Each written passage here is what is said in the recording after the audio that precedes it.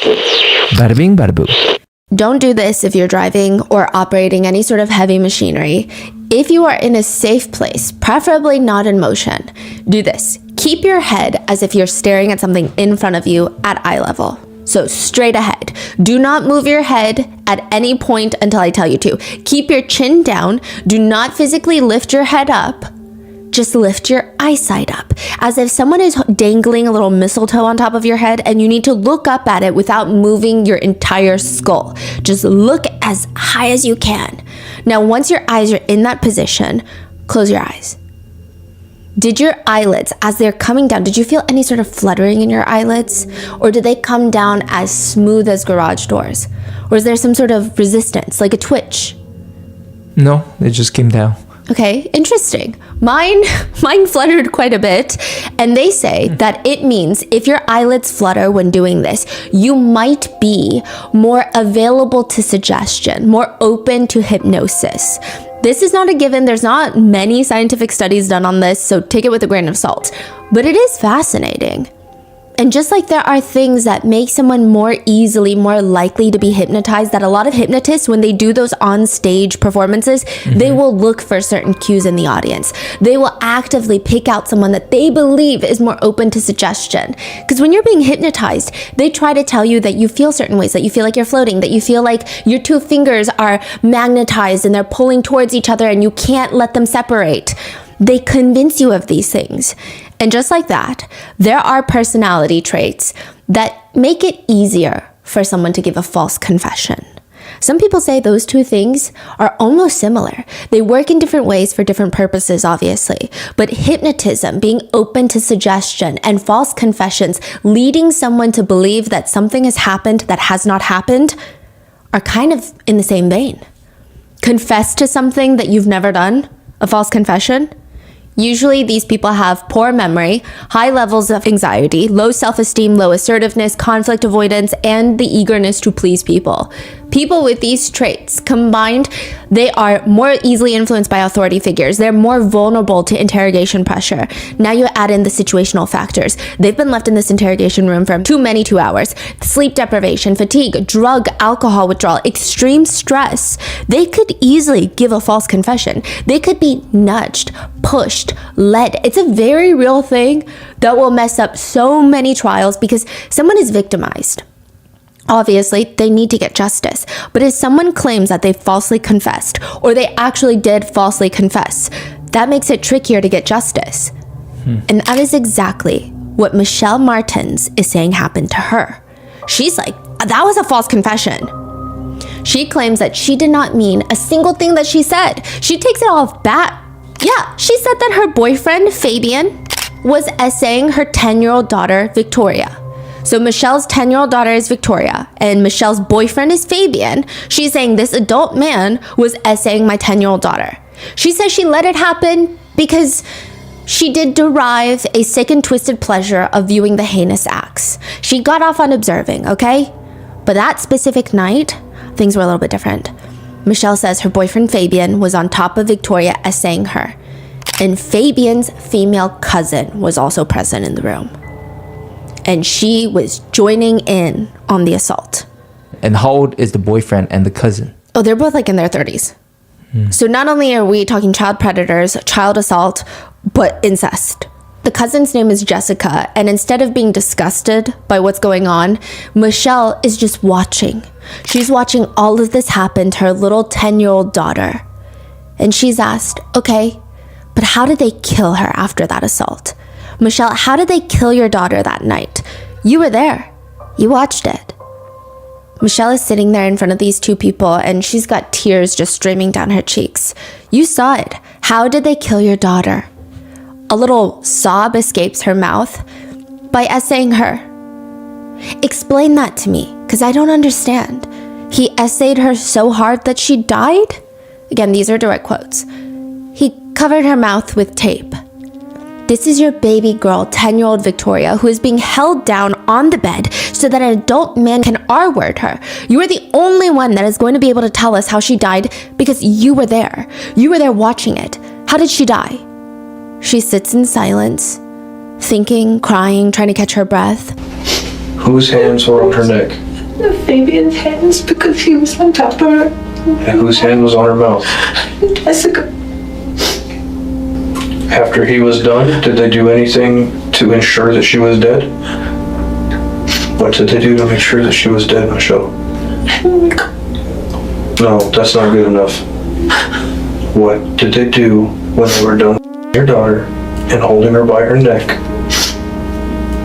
We're way past playing any games here, girl. Did they do anything? They stabbed her. Did she just stab her or did she slice her? Did that. Okay. So straight up and down into her body? And this was in her. Then she went up. She grabs a tissue, almost like this realization dawns on her, and she starts crying harder, but the questions don't stop. And then 20 minutes later, you had with Fabian?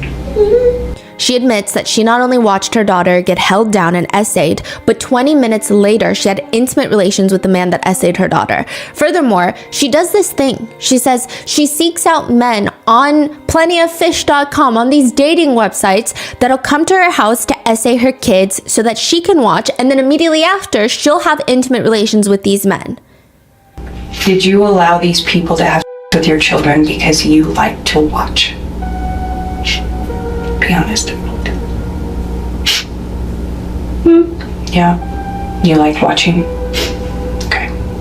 That is wild. She's asked, how are these conversations starting online? How does it start and end with somebody having intimate relations with your child in your apartment? Which, by the way, they use the term intimate relations. And just so you know, anytime someone is being questioned, these types of word usage is very deliberate. You say intimate relations versus our word because it might alienate the person into retrieving and realizing how bad it sounds, so they won't say anything more. It sounds too harsh of a word, even though that is the exact crime. She says she knows the signs that men are interested in her kids rather than her. She says, They asked me if I have any kids. I said I have 2. Okay. And then when they meet me, they want to meet them too. How did you get into that? Was it something you just wanted to try? Just to see. Curious, I guess. within a few hours, sitting in an interrogation room, almost like she's being hypnotized, Michelle Martins tells the authorities that she gets off on inviting men over after meeting them on websites to watch them essay her 8-year-old son and her 10-year-old daughter, Victoria. She says she only recently stopped because her new boyfriend, Fabian, moved in and he was doing all the assaulting himself. He even let his female cousin, Jessica, move in so she could partake in all of this. All the while, Michelle is watching. That's what she gets off on. But last night, things don't go as planned. As the assault is taking place, Fabian kills Victoria, Jessica holds her down, and Fabian starts dismembering Victoria, severing off her limbs. Then they wrap her in a blanket, throw her in the bathtub, and light her on fire. That is exactly how the police find Victoria in the bathtub, in flames. They find her, then they question Michelle. It matches up. Victoria was found missing her arms and her internal organs. Her heart and liver were gone. Michelle was, doing it with Fabian after the murder. After the severing of her limbs, yes, it seems to be. It is probably one of the craziest interrogations I've ever seen. But then they find evidence that some of the interrogation clips of what Michelle is saying are not true. So how could Michelle see all of this happening to her daughter when she's not even home at the time that this happens? Her cell data shows that she's been out of the house at the time that this takes place. Which means, if that's not true, why did she say that it was? And how much of her statement is a lie? Was she coerced into saying everything? Or is it a half-truth, half-lie? Because Michelle changes her story multiple times, but that still doesn't change the fact that Victoria was found murdered and dismembered and lit on fire, and there was evidence that she had an STD. So what is the truth here, and who did this to her?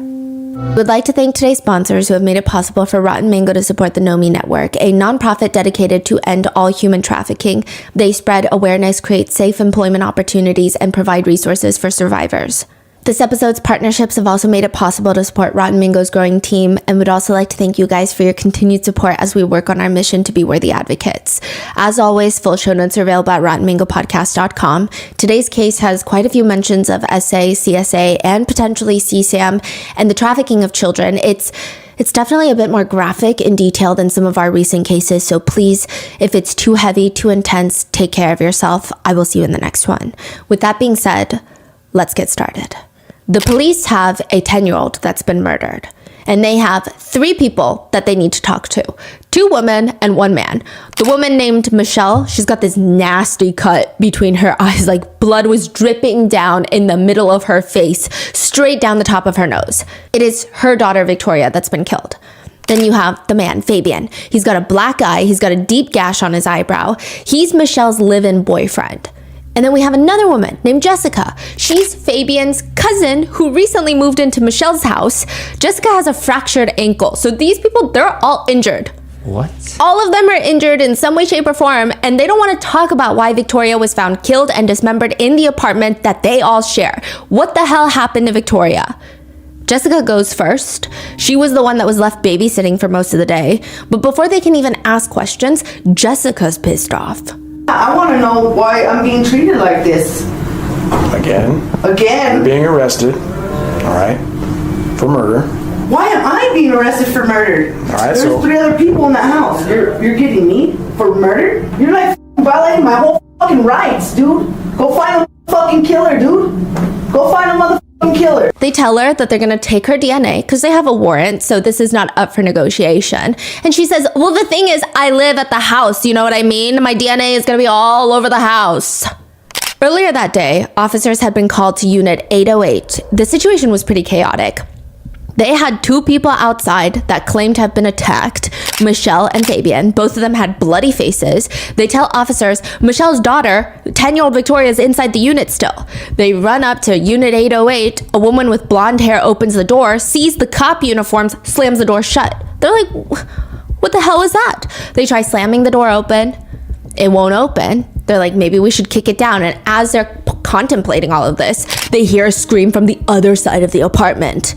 The other officers are screaming, and more or less they're shouting that the crazy lady that just slammed the door in the other officer's face, she jumped off the balcony.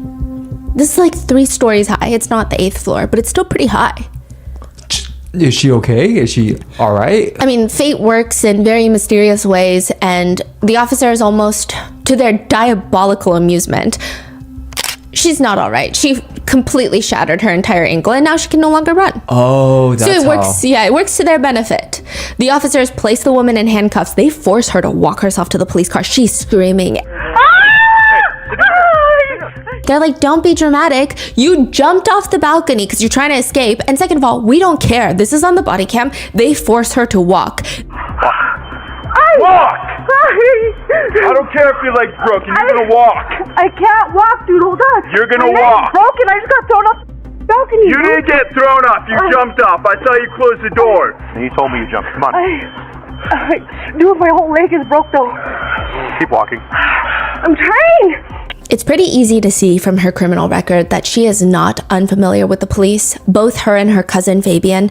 You know those pictures where people are like, I took a picture every day, and they make a video and it's just them moving? Because you could do that with their mugshots.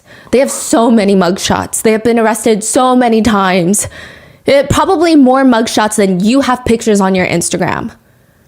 One of her most recent charges, while she was in prison, her cellmate had decided, I'm going to wake up and be the most heinous person ever.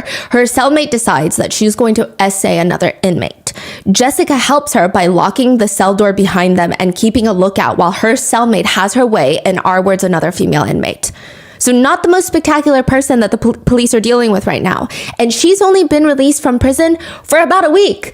And here she is right back in their presence. She explains to them, you guys have the wrong person. You don't even know what you're talking about. You're violating my rights, dude. She explains, yes, okay, she was babysitting Victoria. She couldn't really say no because she was staying at Michelle's house for $50 a month. That's how much she was paying in rent. Although Michelle didn't know that. Fabian was taking the $50 a month, and Michelle thought that she was just living there for free. She's babysitting Victoria that day. Fabian and Michelle go out. And yeah, she was a little bit out of it. Jessica's sitting there, maybe doing some recreational drugs, and she sees this man walk into the apartment.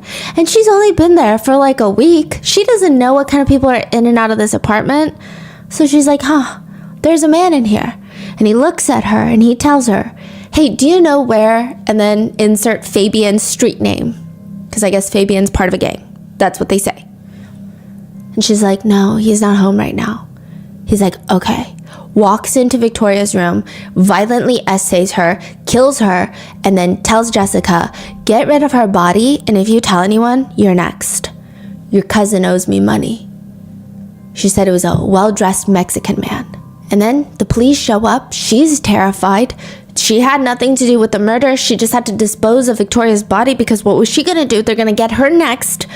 I mean, she was terrified, and now she's in the back of the squad car with a broken ankle and all, and it's terrifying. She says, you guys need to go catch the real killer. Side note, the apartment was in shambles, and it's very interesting. So she's claiming that a man walks in, essays, and kills Victoria. But when you go in, everything is just hectic. There's blood everywhere. There's blood seeping into the carpet. There's evidence that someone tried to clean up the blood. Inside the bathroom, they find Victoria, her torso, her head, they're all connected. Her arms have been severed. They were found in a separate plastic bag. Her liver and her heart were taken out, also found in a separate plastic bag. Her left leg was almost completely severed off. The rest of her body that's in the bathtub was wrapped in a blanket and lit on fire. Every single smoke detector in the house was also conveniently taken down. So Jessica's story, it doesn't really add up. Also, what are all these wounds? Sure, Jessica's fractured ankle makes sense. She jumped off the balcony, but why are Michelle and Fabian wounded? They go into Fabian's interrogation room.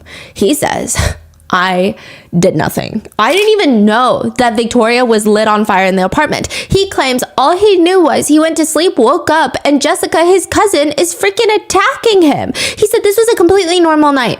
They came home, they made tacos for dinner. Well, Michelle made tacos. Everybody else ate the tacos, minus Victoria. They thought she was sleeping. That's what he claims. And then eventually, Michelle and Fabian, the couple, they go into the bedroom and they fall asleep. Around 1:40 a.m., they wake up to a pair of eyeballs staring at them, just staring into the depths of their soul. Do you believe in Jesus? He's like, Jessica, what are you doing? Why are you talking about Jesus at 1:40 in the morning? You don't even go to church. You just got out of prison. Jessica is standing there. I have your phones, by the way. She's holding her hands behind her back, but it looks like she's got more than just their phones. I said, do you believe in Jesus? Michelle wakes up and she says, yeah, I do, which I don't know why you're responding. Jessica smiles and says, okay, then you first, and slams a metal iron over her head, then goes to Fabian and starts slamming the metal pipe, if you will, down on his head. And Fabian's like, I don't know. I just ran out of the apartment because my cousin is trying to murder me. Did she say anything about Victoria? She said, what did she say? She goes, your daughter's dead. What? She told Michelle that your daughter's dead, and I was like, what? Wait, this happened at 1:40 a.m.? Yeah. And they see Michelle and Fabian just wounded everywhere. Oh, because they just got attacked by... Yeah, and then they're like, hey, my daughter's still in the unit. Michelle is like, my daughter's still in the unit. Can you go get my daughter? They run up to the unit. Jessica slams the door. She breaks her ankle. They go in. They search the entire place for the 10-year-old, and she was found in the bathtub. Did Michelle call the police? Fabian went to a neighbor who called the police. Michelle also escaped and went to a different neighbor to call the police. What? Okay. Fabian denies knowing anything that has been happening to Victoria. He said he came home and Jessica was like, Victoria went to sleep because she had a rough day and I was babysitting all day. And he also says, by the way, I would never do anything to Victoria. He says, I love her and she loves me. Now, to be clear, Victoria knew Fabian for approximately 24 minutes. I mean, maybe a few months, that's being a little dramatic. And most of the time that she knew him, he was likely high out of his mind on meth. I think even saying that she liked him would be a tad bit too generous. But to say that she loved him, I mean, it's kind of unclear what deluded planet Fabian lives on. Maybe the same one as Stefan Stearns from the Maddie Soto case. But Fabian continues, because how do you know Victoria loved you after living with her mother for, 2 business days? He says, she loved me, She would always, you know what I mean? She would always be like, hey, Fabian. And we'd always smile. But to make matters more alarming, he continues, that's how I am with kids, Victoria's real active. She's real cool, you know what I mean? She's all grown up, for her age, No, we don't know. And that's very alarming. She's 10. How can she be all grown up? We don't know. But he further continues that he absolutely was not involved. He says again, she loved me, I loved her, I showed up at the apartment after running errands with Michelle, we ate tacos, I went to sleep, and then I got attacked. That's pretty much it. Eventually, the police crack down and they say there's no way that's what happened. Because you're telling me someone right there, and this is not like the most soundproof apartment building. You're hearing things. You can hear your neighbor from the next unit over. Somebody is severing the limbs off of another person and you don't hear anything. You don't hear a ruckus, nothing. Someone's going around, getting a ladder, standing up on chairs, taking off the smoke detectors. You don't hear a beep, a single sound. He says, you know what? I did see some dismembering. He says, I seen Jessica cut her up, but Jessica was threatening me. Now he's saying, I don't know how Victoria died. I just saw my cousin dismembering her. He says, she just kept threatening me that I'm gonna get killed, just like she's gonna kill Michelle. So I seen Jessica do it, okay? I was scared for retaliation, okay? She just got out of prison. I didn't want her to come for me and threaten my family, but I did not help her dismember the body. I did not. I just saw her stabbing at her, cutting her like weird, like crazy. Jessica was just going off and like hitting the body, like going crazy, trying to like go, oh, Jesus told me to do this, like saying weird things. Like me and Michelle were yelling, Jessica, no, stop. And she wasn't listening, she was just doing it, but we didn't stop it because we were scared. The authorities say, I mean, it needs to be explained because she couldn't be doing all of that by herself. The strength that, he says, no. She was doing all that by herself. Her strength. He said that he came home and he saw his cousin, dismembering daughter, and then they went to sleep. Yes. Yeah. Right. Yeah. That makes so much sense. Yeah, exactly. And he says, no. Her strength is real crazy, okay? But that still doesn't make sense. Why would Jessica even attack you that night then? None of this is making any sense. Authorities go back to Jessica and they say, so why did you attack your cousin and Michelle? And she says, well, they were all gonna blame it on me. I knew they were plotting it. See, this man came in, this well-dressed man came in, essayed and killed Victoria and then left and then was like, I'm gonna kill you if you do anything. I'm gonna kill you, so you gotta dispose of Victoria's body. And then, Michelle and Fabian come home. I tell them what happened and they say, okay, well, we just have to dispose of her body. But I felt like they were gonna pin it on me. So I just had to get rid of them too. So I was gonna try to kill them. What? So she attacks them in the middle of the night, and then the police are called. These are Jessica and Fabian's stories. For Michelle, the police have a little bit more hope because this is still her daughter at the end of the day. So if anybody has any incentive to come clean just to get some sort of justice and let Victoria rest in peace, it might be Michelle. In front of Michelle, there's a female officer wearing a plaid shirt sitting across from her. Another male officer is sitting a little bit off in the corner. He looks distant, but he's fully engaged. The officer in front of Michelle, she reaches her hand out and they're holding it across the table. Her voice is kind of nurturing. Michelle, what did you guys decide to do with your daughter, with Victoria, your baby girl? This is your 10-year-old daughter, Victoria. What did you guys decide to do? Sleep in the bathtub. Because you were there. And you saw. And you watched. So what was the discussion about what was going to be done with Victoria? I knew they were going to get rid of her, but I didn't know. I forgot this discussion. You forgot the discussion? I don't remember. Okay. What happened? What happened next? They said that if I say anything, they just kept threatening me. Okay. That if I say anything, I'm going to be the next one. Or I better not fall asleep. And before that was the time I saw Jessica stabbing her in the stomach.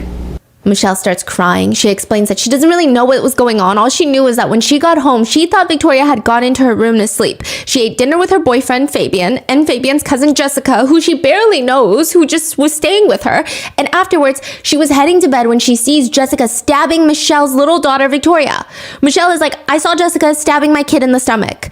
Then Jessica holds down Victoria's arms, and Fabian walks over with a knife and starts cutting off Victoria's arms. By this point, Victoria is already deceased.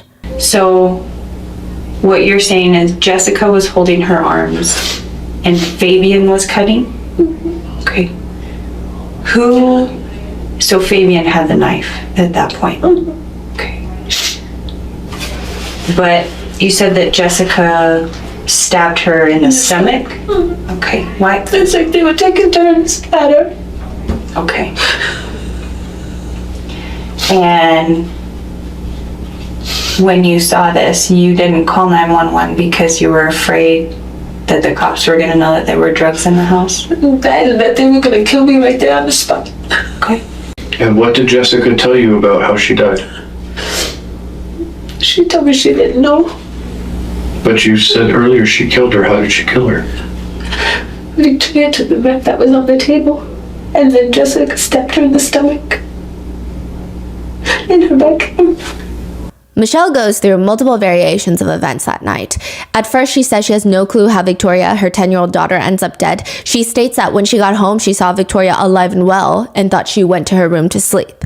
Then she changes the story and says, I actually never saw her alive and well. I thought she was just asleep in her room. Then she states that Victoria took that was left out on the coffee table and then died of an overdose, and then they were all freaking out. So she changes it multiple times. Her first few variations of the story include Victoria dying and being dismembered by Jessica and Fabian. She doesn't do anything because she's terrified to call the police. They're threatening her. She can't do anything. She just goes to sleep until she wakes up with Jessica in her face, asking her if she believes in God, and then slamming a tire iron between her eyes. That's what she says.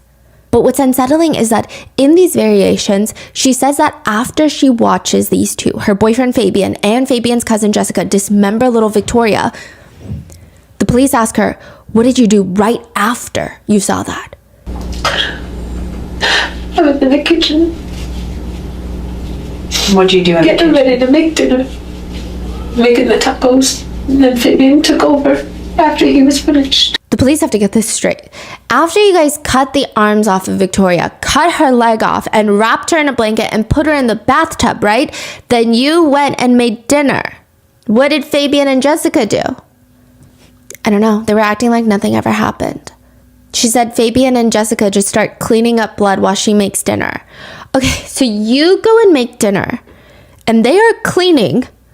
What happens after that? Once I did the dinner, I go in my room and I eat. Okay, so you eat, and I only ate like one taco. Well, because you were probably sick to your stomach. Yeah, so then I put the other one in the fridge. The police are not happy with Michelle's version of events. There's just too much missing. Like, even you look confused, and the police are looking confused. Like, none of this even makes sense. Like, what you're saying, this train of thought, these trains of actions, these don't feel normal. Too many things are missing. What do you mean you're making dinner for everyone? I'm sorry, you only had one taco? How did you go to sleep after this? How do you fall asleep? To her defense, she says, we had tacos with beef and potatoes and sour cream. Okay, she was like, now stating all of this. But they don't even just go to sleep. According to Michelle, per this specific interview, she states that after dinner, after watching her daughter get dismembered, she and Fabian have intimate relations. The authorities come in and out of this interrogation room because they keep going back. They keep getting more intel. They go to Fabian. They come in and out of Michelle's interrogation room. And when they come back the second time, they're angry. The female officer sits down. By the way, I'm saying female officer because there happens to be one female officer and one male officer in the room. It's not because I think I have to put a woman's gender. Anyway, I saw some people getting upset about some of that discourse, but it just makes it easier to differentiate. One question, and it's a very serious question. Okay. Who was raping your daughter? Who was assaulting your daughter? She's 6 years old. Who was sexually assaulting your daughter, Michelle? Because you knew about it. That was my ex-boyfriend. That was your ex-boyfriend? Yes. And that's why I got rid of him. Is he assaulting your son as well? Not that I know of. Michelle. Because my son is barely with me. He's mostly with his father. Michelle. When did you find out that Fabian and Jessica were active with your daughter? When did you find out? And be honest. Not too long ago. Not too long ago. Okay. How much were they giving her so that way they could assault her?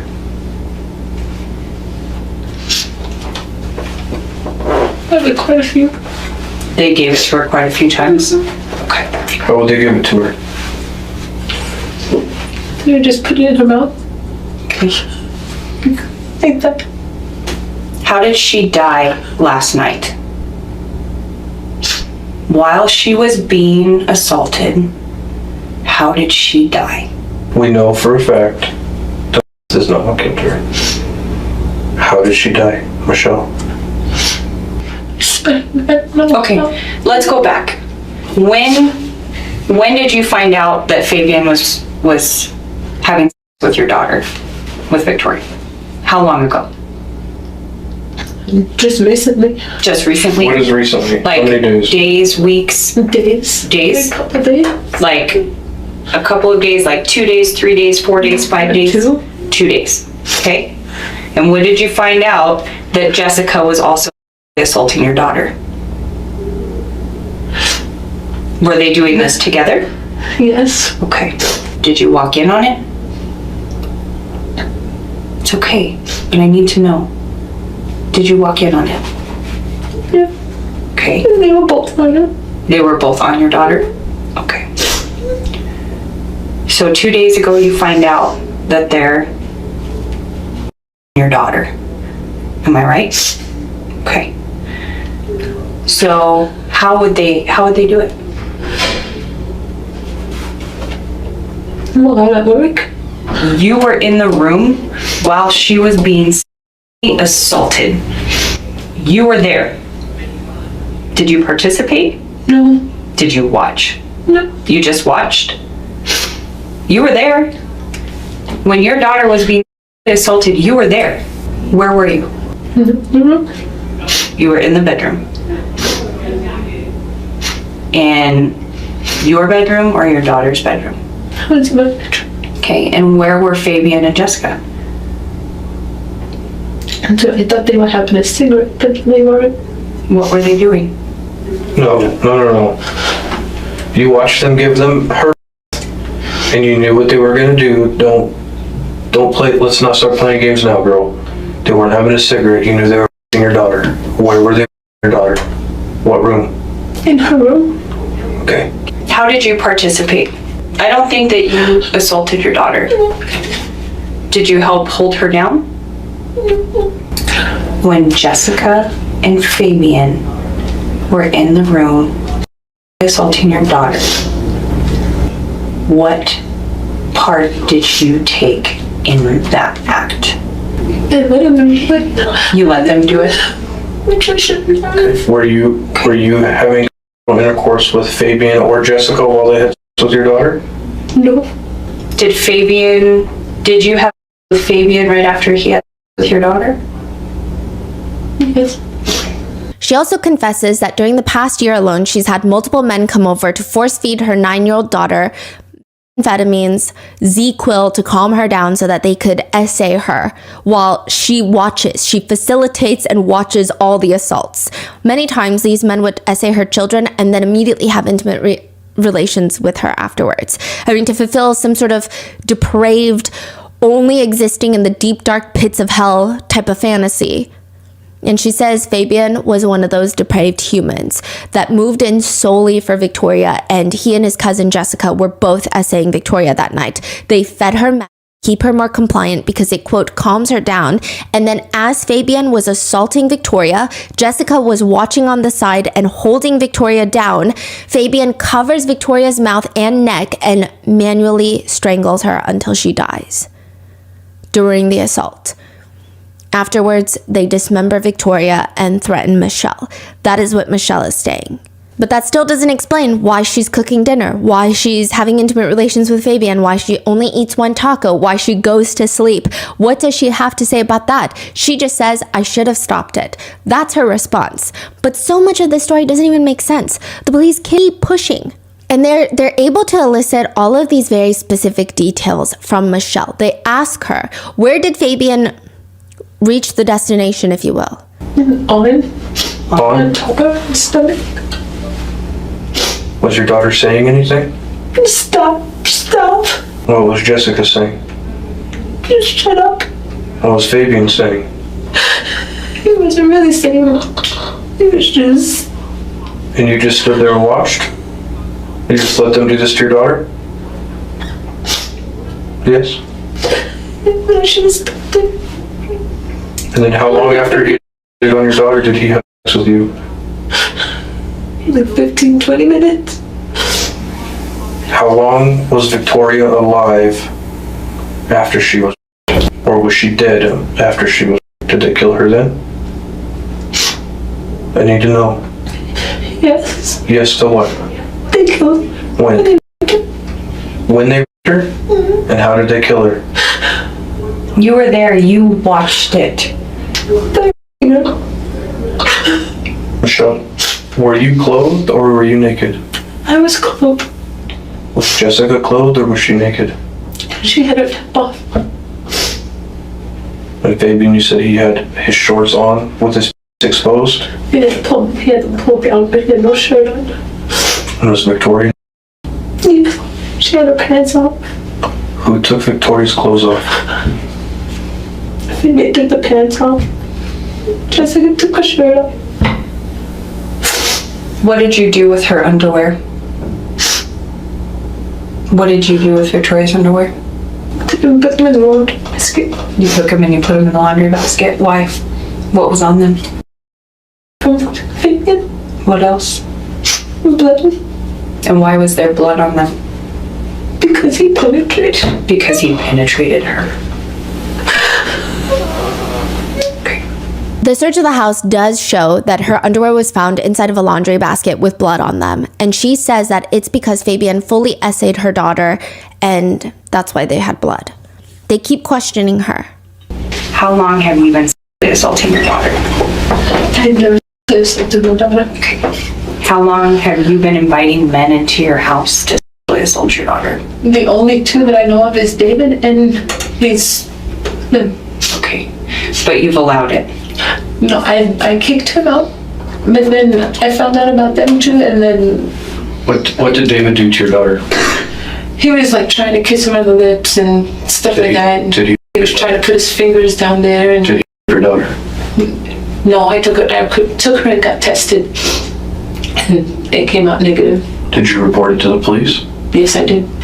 Michelle, you have been bringing men to your apartment to use your daughter and sexually assault your daughter. This is not the first time that this has happened. This is not the first time that your daughter has been assaulted. I'm just going to use the word because that's what it is. You were allowing men to come over and have with your daughter, and in turn also having with you. Help me understand that. What do you get out of it? Is it a turn on for you? No, Then help. because I would never do that to my daughter. But you did last night. And the only reason that we're sitting here today, Michelle, is that it went a little further than it ever has before. This time she died. You weren't ready for the type of animals that these people were, and it went further than you anticipated. But let's start with this. How many times that what happened last night, minus her dying, how many times have you watched or that you know that Fabian and Jessica have had sex with your daughter since they've been in your house? How many times? Like 3 times I think it's probably more than that. That you watched? that I know about. How many times did you watch? There was only that one. How many times did you watch? Be honest. Michelle, we know you watched. How many times did you watch? Every time? Mostly. They go on to keep pressing her, and she mentions that they had it almost every single night since Fabian moved in. He was essaying Victoria. Then every single night that Jessica moved in, both of them were essaying Victoria. Prior to that, her ex-boyfriend, David, was essaying Victoria. Wait, so are you saying that her stories just keep on changing? Because she say 3 times, right? Yes. She say, no, David didn't do it, or whatever. Like, is it like just... Her story keeps on changing, yes, but it's very interesting because a lot of netizens are conflicted on how they feel about this false confession. Some people believe that it's a completely false confession, but most netizens believe that the essay part might be true. Oh, like all these specific essays. Yes, like there's maybe some truths in some of these lies. Yeah. And then even with But what is a lie right now? We don't know, right? we don't know. We do know that she was essayed at least once. prior to her death, and likely the day of her death. But we don't know how many times by how many people. For example, the autopsy for Victoria was rough considering she's been so badly dismembered after her passing. Both of her arms had been cut off and severed. Her leg was partially severed. Her torso had been cut from the collarbone down towards her belly button. Her heart, parts of her liver were removed. And they were all placed in separate plastic bags, and some of them are placed inside of a laundry basket. In a separate plastic container, they find Victoria's arms and her heart. And for her cause of death, the autopsy reads, Miss Victoria Martens died as a result of manual strangulation. The manner of her death is best classified as homicide. There's a few other things in the autopsy that we'll bring up, but it's not definitive that she was essayed, but there are a few things, like she had blood in her private regions. There was slight tearing of her rectum. There were all these things that made it seem like, okay, perhaps she was essayed. Maybe it wasn't the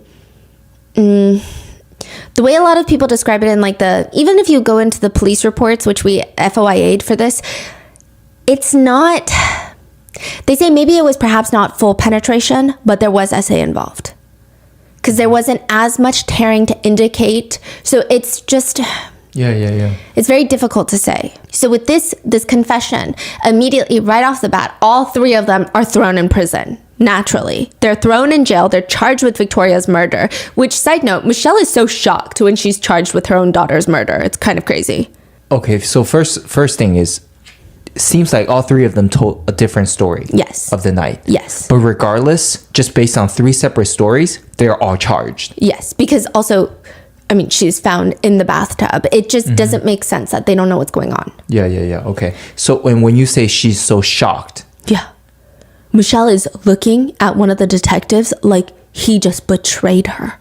So Michelle, at this point, you're under arrest for a homicide of a child, of a child, and a slew of whole other charges that I probably couldn't even list here if I wanted to. And if you need me to explain that to you, then there's no hope for it, because everything we talked about, the fact that you're shocked you're going to jail is beyond me. Somehow, Fabian remains confident that he will be getting out. Jessica, on the other hand, is getting pissed off by all of this. In one recorded jailhouse phone call, Jessica tells her friend, I wish I knew what the f*** I was getting myself into, dog. She claims she was not on that night. She says, I wish I would have been f***ed up. I was like, no, I'm not doing no shots. And then... this happened. The friend is like, and then your cousin, bro, what the f*** was he thinking? I don't know, dude. I don't get high to go fuck, dude. I get high to tweak. To which Jessica is also on the phone with her mom, and her mom is clearly also unhinged. She tells Jessica on the phone, maybe God had you there to expose Fabian. I think that's what it is. Fabian, on the other hand, is talking on the phone with a girlfriend of his. I don't know how he has a girlfriend, but he has a girlfriend. He's on the phone with his girlfriend. I thought Fabian's girlfriend is... I mean, after that confession, I think they broke up and he made a new girlfriend. Oh, okay. Whilst behind bars. He says... I know I'm going home. Yeah. It's because I don't have to worry. I'm not even worried. Sometimes I just get discouraged because I'm still here, but I know, I always knew I was going to be able to go home. I just didn't think it was going to take this long. Fabian and his mom also, just like Jessica and her mom, they blame the other cousins. Fabian's mom says about Jessica, it's awful that you can't trust everybody. But you can't, son. You can't. He agrees, you can't. I know. Especially if that someone is from your family, you know what I mean? You would think that you could, you know what I mean?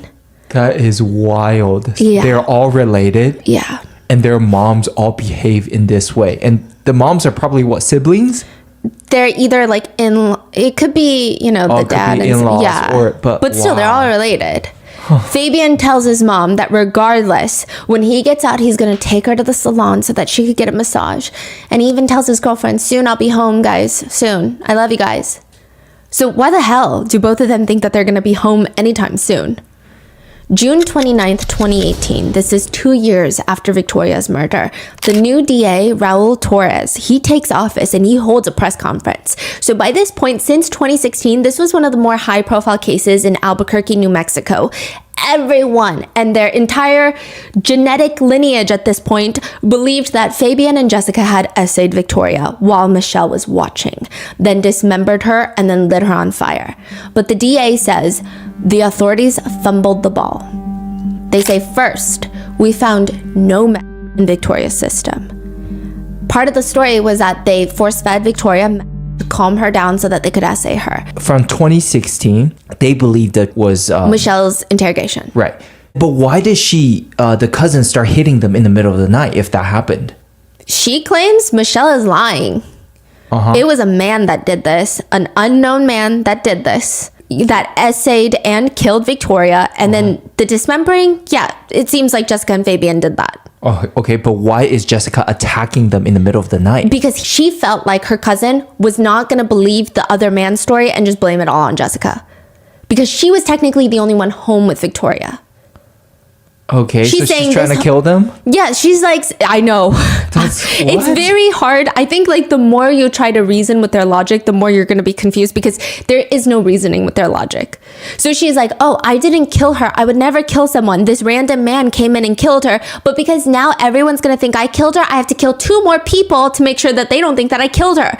That's her logic. Okay. It's like the most crazy logic. But the authorities say, first of all, there is no Victoria's system. Second of all, Fabian and Michelle were not home during Victoria's time of death. They might have been home during the dismemberment. It's very hard to say because it's a very closed window, but they were not home when Victoria was killed. Third of all, they found partial DNA, a unknown male DNA on the back of Victoria. This could be saliva, it could be sweat. It doesn't seem to be any sort of male fluids. It seems like saliva or sweat, but it's a partial DNA and they ran it through the system. They can't find a match. There was no in her system. There was a claim that she was suffocated with a pillow, which isn't consistent with the evidence. One unidentified male was present, and we know that from the location of where that sample was recovered, which is directly from her body on the mid-back, we believe that to implicate them in the murder. That's crazy. And Fabian's DNA was not on Victoria that day. So they say, this version of events that Michelle gave cannot be true. He says, I recognize that these revelations are not consistent with the public's perception of what happened to Victoria Martens, but I want to share this information with you to help the community understand where this case is going and ultimately assist in the apprehension of everyone involved in this horrific crime. Right now, the only suspect to Victoria's murder is the unknown male DNA. All 3 of them, their charges get decreased from murder to child abuse and like tampering with evidence. And Jessica, obviously, assault, aggravated assault. That's crazy. And everyone freaks out.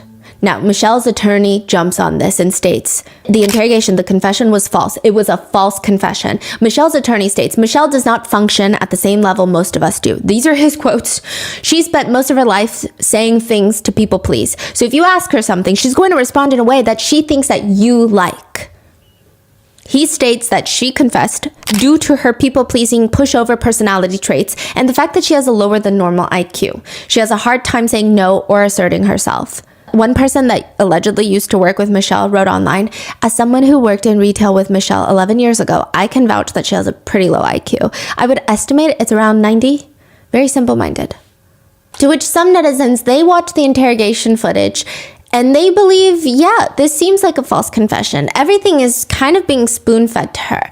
So they'll insinuate, no, there's no way that happened because you were in the room. And then her story evolves from there. It seems like she's taking whatever they're saying and then adding upon it or saying, yes, you're actually right. Or let me change that. You're right. This was what happened. They're saying it feels like she's leading all the questions, the female detective. She's holding her hand, guiding her to say all of these things. Some people say that they're almost following an instruction manual to the T on how to elicit a false confession. They're holding her hand, they're comforting her, they're putting her guard down, mother to mother. They're firmly re-guiding her to new answers when they don't accept the ones that she's given. They consistently say, why are you lying?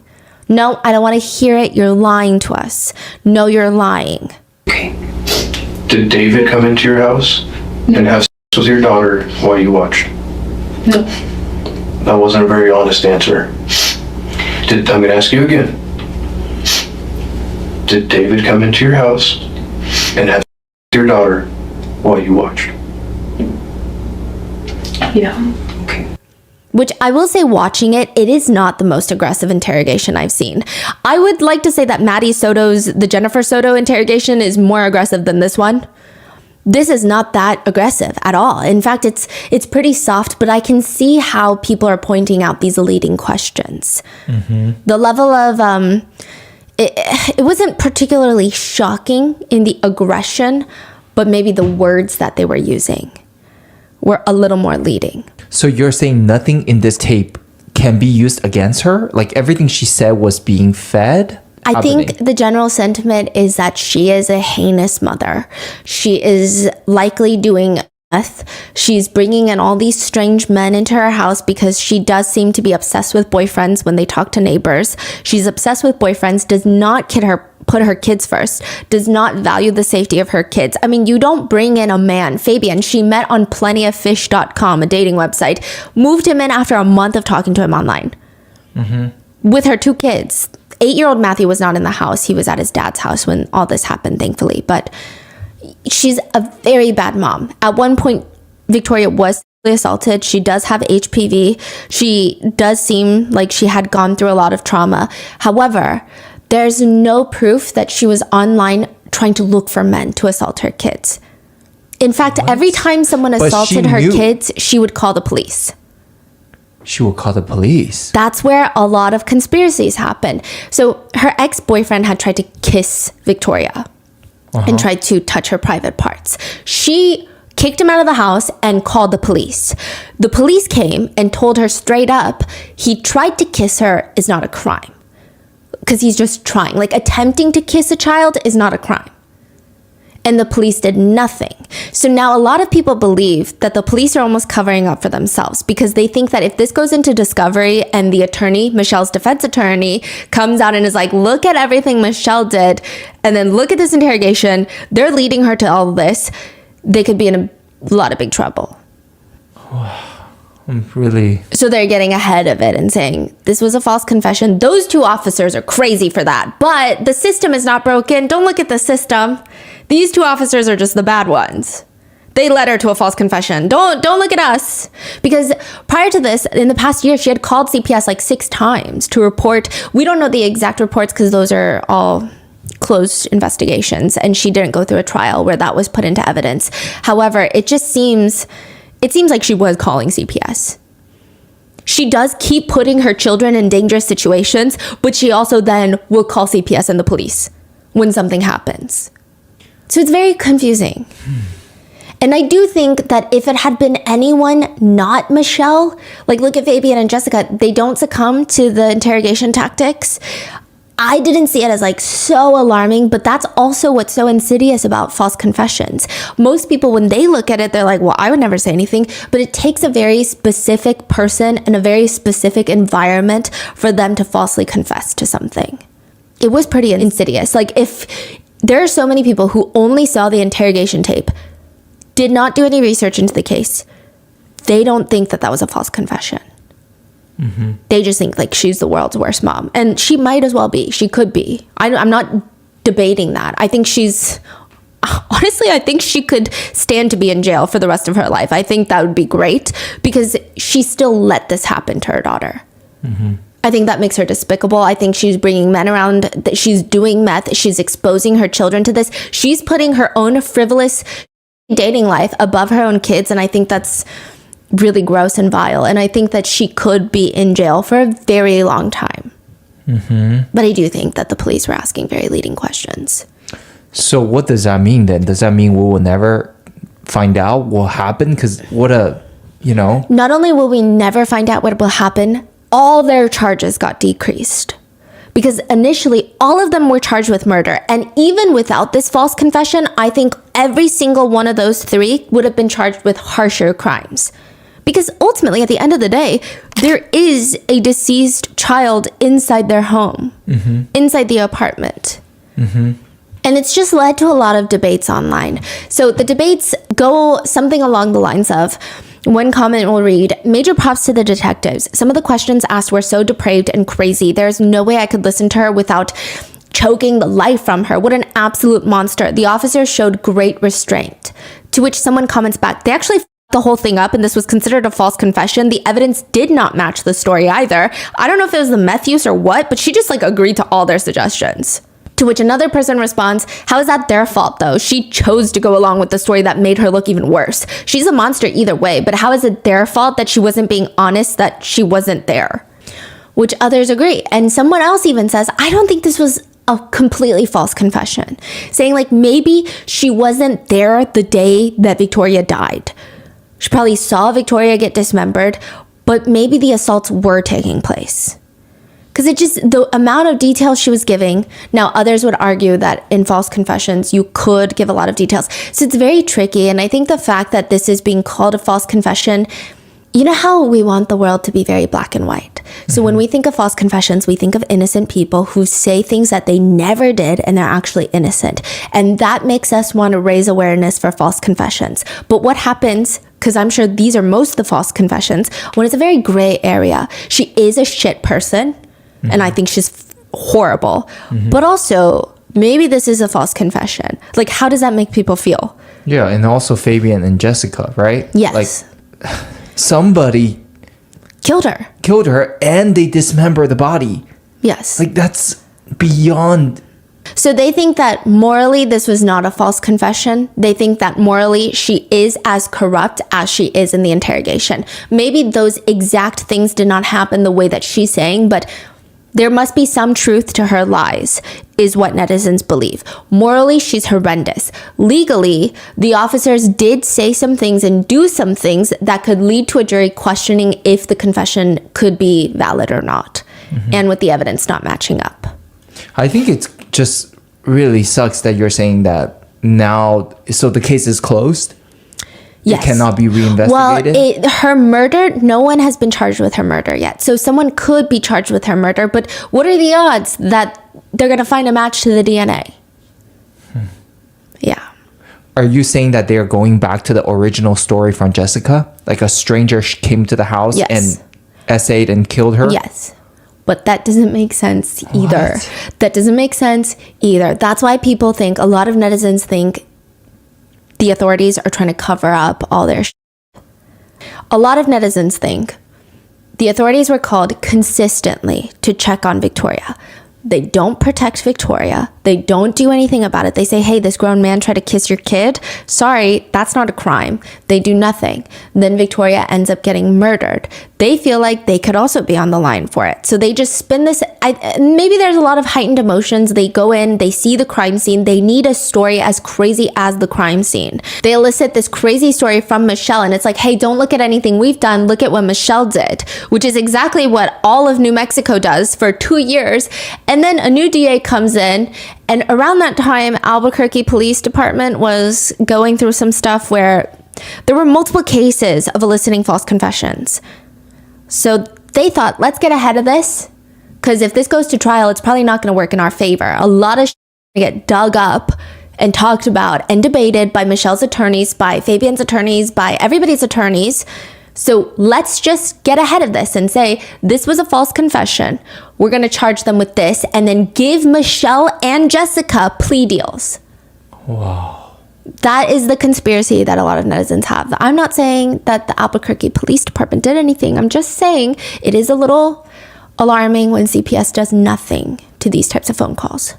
One of the reasons that netizens don't believe that Fabian and Michelle had anything to do with the deaths, which, by the way, again, me saying that Michelle had nothing to do with Victoria's death, like, I will never in my life defend a woman like Michelle Martins. Like, never in my life. I think it would be best for society if she is locked away for a very long time. I don't even know if you can rehabilitate someone that does that to their own children, that puts them in such dangerous situations. What kind of rehabilitation can you do? That's your own offspring. Like, you don't even care about them. How can you care about anything? So A lot of netizens believe Michelle and Fabian were not involved in Victoria's death because they were the ones calling the police. Like, they went to the neighbors when they were attacked by Jessica to have the police called. Sure, Michelle, maybe the elevator does not go all the way up, is what some netizens are saying. However, Fabian, he has been in prison like 5 bajillion times. Would he really risk it? Usually people that are in and out of prison to that level, they avoid law enforcement like it is the next tsunami that's gonna hit. They don't call law enforcement ever. They never get them involved because with their record, law enforcement is never going to see them as a victim. They're never going to say, oh, I'm so sorry you were attacked. They're going to be like, you probably did something and we're going to search your entire house for drugs, so we're going to lock you up again. He would not call unless he genuinely felt like he was just being attacked out of nowhere and he had nothing to do with Victoria's death. Didn't even know she was dead. But he did also say that he saw Jessica dismembering the body. So I don't know what's going on. Exactly. So netizens are just going back and forth. I'm just repeating netizen sentiments. Now, the neighbors are the ones that called the police. And again, they did not call because they saw smoke billowing out of the unit, even though Victoria had just recently been lit on fire in the bathtub. They don't see any smoke yet. They call because Fabian is like slamming on their doors. And authorities do note netizens who also believe, again, Fabian and Michelle are not involved. This is just a netizen theory. This is not my personal belief. They believe that Michelle and Fabian are not involved. And authorities even do note that Fabian was involved in a gang-related fight 2 days prior. I just want to say, I think gangs, it has like the cartel effect. In the sense of like, I think gangs are really dangerous. Same with any sort of organized crime anywhere. They take lives, they're very dangerous. But this doesn't really seem, like you can't just say gangs and then put this kind of crazy crime on them. A lot of netizens are like, yeah, gangs are really bad. Gangs do some crazy stuff. I've never heard of a gang go into the apartment, SA, and kill a 10-year-old girl that has no biological relation to the person that they're upset with, and then leave. Like, it just, they're like, I don't know in what world a gang does this. Yeah, so the connection is loose. Yeah, and then Jessica saying like he was a well-dressed Mexican man, and then everyone's like it just feels very fictional. Like, even the act itself is fictional, and then she's describing him as like organized crime mafia gang leader. Yeah. So it's like, none of this is adding up. Wow. Now, one comment reads, yeah, mom and boyfriend weren't home. I don't think they were involved in the assault and murder. Honestly, still not the greatest people. Should not have left her with Jessica. But yeah, I think it was Jessica and some unknown man. Another netizen brings up, what is the likelihood that an unidentified male comes into the house, essays, and murders a 10-year-old girl on her birthday, which, by the way, the next day was Victoria's birthday, 10th birthday, all the while an adult is present who is too high on meth to properly recognize and identify the perpetrator or stop the crime from happening? It doesn't make any sense. Which is the next theory.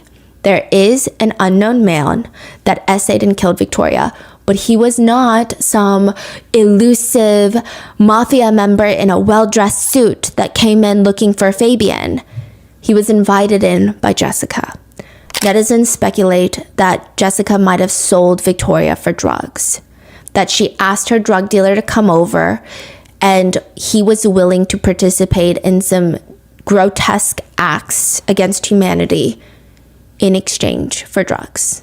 He will give her the drugs, and he will do what he wants with Victoria. This seems like the more plausible theory because there have been cases where mothers themselves have sold their children in exchange for drugs. So it seems like the only difference in this theory versus the story that Jessica gave is that Jessica invites this man in, and he is not an unknown aggressor. With that, people start branching off in that theory.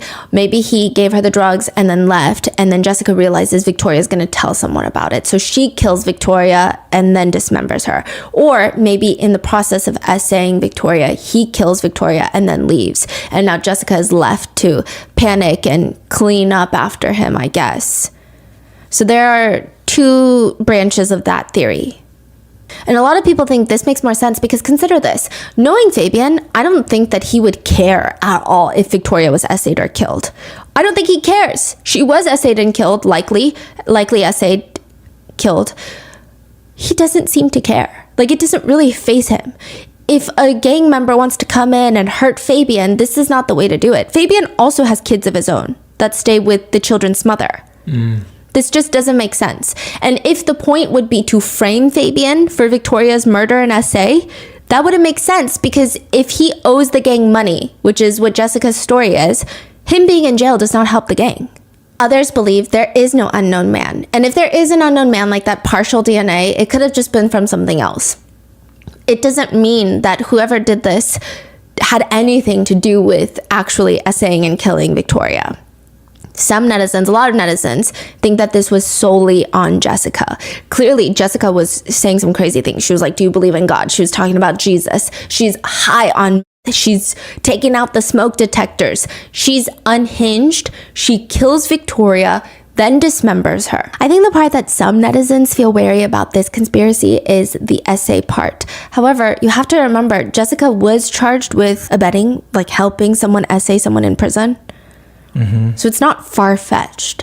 One comment writes, Jessica Kelly scares me, dude. She is legitimately f***ed in the head. I think she is solely responsible. She's a f***ing pedo. Another comment reads, I don't think Michelle and Fabian were involved in the assault and murder. Honestly, still not the greatest people. Shouldn't have left her with Jessica, but I definitely think it was just Jessica. I always thought it was a little weird that Jessica attacked the other two while they were in bed, and by then the apartment was already on fire, and after that Jessica ran away from the police while the other two voluntarily went to the police. I think it was just Jessica. Now, if you go through the initial reports, incident reports along with the autopsy, there's a few things that stand out. Victoria does have an STD, which the authorities have stated she likely contracted it a year prior to her death because she was essayed a year prior. So she has been essayed. And I think this is why I personally believe that regardless of the false confession, Michelle deserves to burn in the depths of hell, because after her daughter is essayed, she just still lets these random men move in to her home and then leaves them, like gives them free access to her children. And a lot of netizens believe the time of her death, Victoria was likely essayed. The initial incident report states that there was bruising around the child's neck, possible signs of strangulation. The child's undergarments were locked inside the residence in a garbage can. Her private parts were soiled with dark blood. And one part of her autopsy reads, there was evidence of perimortem penetrating trauma to the rectum, including a posterior tear and abrasion. Perimortem means at or near the time of death. Trauma there does not automatically indicate SA has taken place, but given everything else, it's definitely unwise to rule it out completely. Additionally, I looked into it.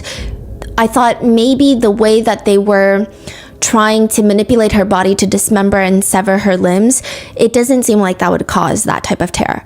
Additionally, she has, quote, several blunt injuries that involve both the private area and the rectum, and she may not have had in her system. Michelle said this during her false confession, but she did have high levels of ethanol in her system, alcohol. Now, this is where things get a little bit tricky. The body can create ethanol in the liver post-mortem, after death, but the level of ethanol in Victoria is quite significant, and if she had consumed that level, she would have been pretty intensely cognitively and physically impaired. But the fact that she has ethanol in her system does not mean that she consumed it prior to death. She could have produced it post-mortem, but the autopsy does state in an alcohol-naive person, this level of alcohol could cause cognitive and physical impairment. So perhaps they believe it was enough to raise alarm. Again, there's no pure evidence that she was essayed the night of her death, but that doesn't mean that she wasn't. And it's just caused a lot of fights on Reddit. One discussion on Reddit goes like this. Victoria could have easily been attacked by a previous male her mother trafficked her to. Someone responds, that never happened.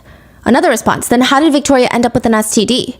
Another response, she was sexually abused, but her mother had nothing to do with it. In fact, she went to the police to report it. Others feel like it's still not good enough. If your child has been essayed, you gotta be hyper vigilant. With one netizen writing, even if the mother wasn't there when Victoria was killed, she damn well put her in that situation. She's the one who started this terrible chain of events. I hope she suffers every second for the rest of her life, along with the rest of them, everyone else who have hurt Victoria. So with this new investigation, no one is being charged with Victoria's murder. Michelle gets charged with child abuse resulting in death, Fabian with reckless child abuse resulting in death, conspiracy to tamper with evidence, and 7 counts of tampering with evidence. Jessica with child abuse resulting in death, aggravated assault with a deadly weapon, conspiracy to commit tampering, and 3 counts of tampering with evidence.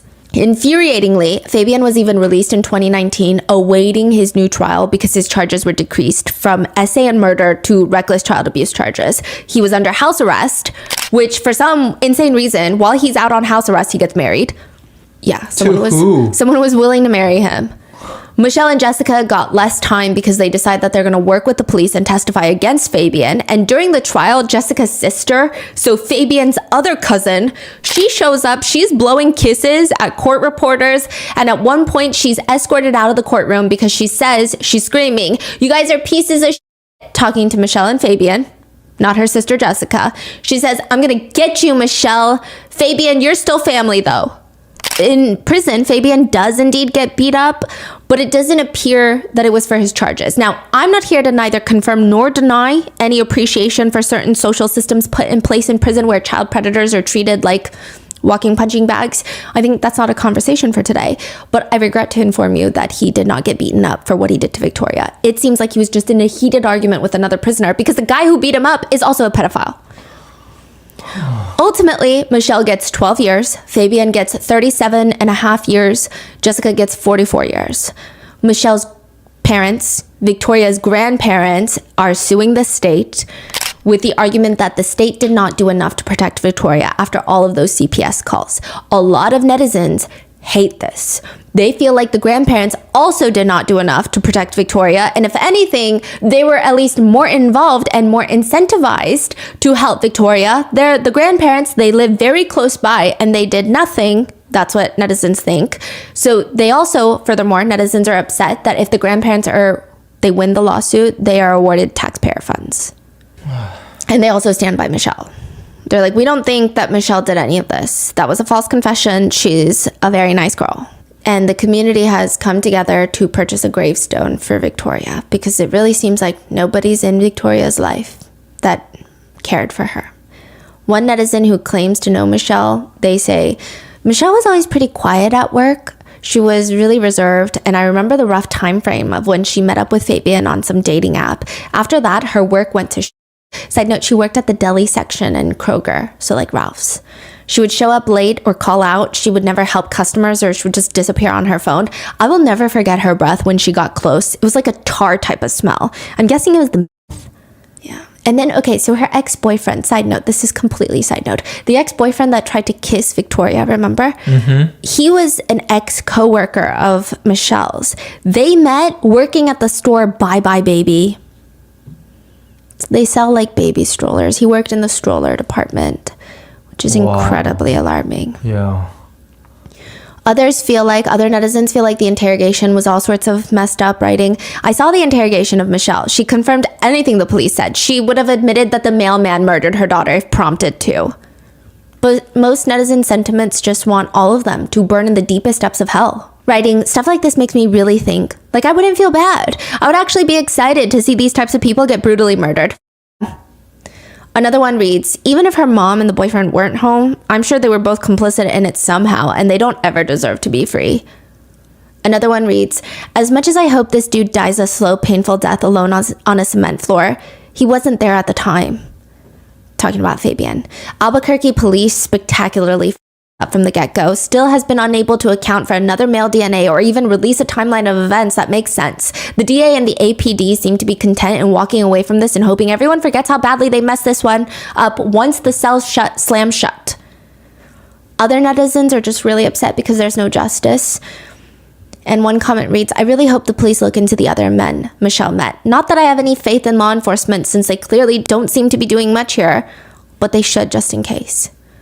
Others are just focused on the words that were spoken during the interrogation, writing, quote, "After you guys cut the arms off Victoria, cut her leg off, then you went and made dinner." Might be one of the most insane things I've ever heard. Who could ever participate in dismembering their own child and still want to eat? I cannot fathom. And every time I think this story can't possibly get worse, it does. And those are the netizen theories and sentiments. What are your thoughts on this case? I mean, it's just so bizarre from every angle, and I feel like every single person failed Victoria. What are your thoughts? Let me know in the comments, and please be safe, and I will see you in the next one.